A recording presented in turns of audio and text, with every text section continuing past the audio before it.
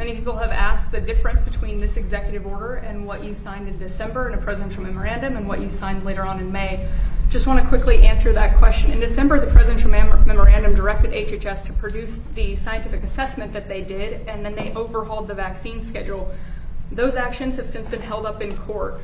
And so right now, Americans don't have access to that information, and you are correcting that wrong today and saying, I am giving Americans this information directly so that they know what HHS found in the scientific assessment themselves.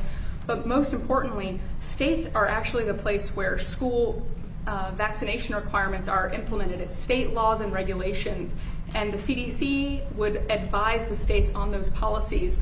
Since January of 2026, 28 states have no longer agreed with the CDC, and they recommend their own policies.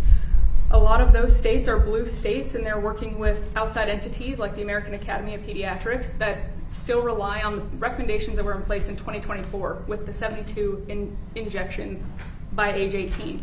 So you are saying, especially to states that are willing, take a look at this scientific assessment. These are the gold standard childhood vaccine recommendations, and you should put this into your state law so that when parents go to enroll their kids in school, they do not have to meet some of the requirements for the vaccines that are no longer recommended for all children.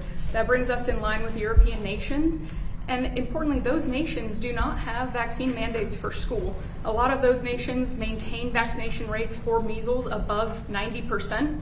Denmark, Ireland, Spain, Portugal all have vaccination rates for measles above 90% without mandates for school.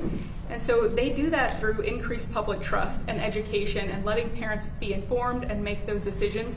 We are encouraging to adopt those decisions here today.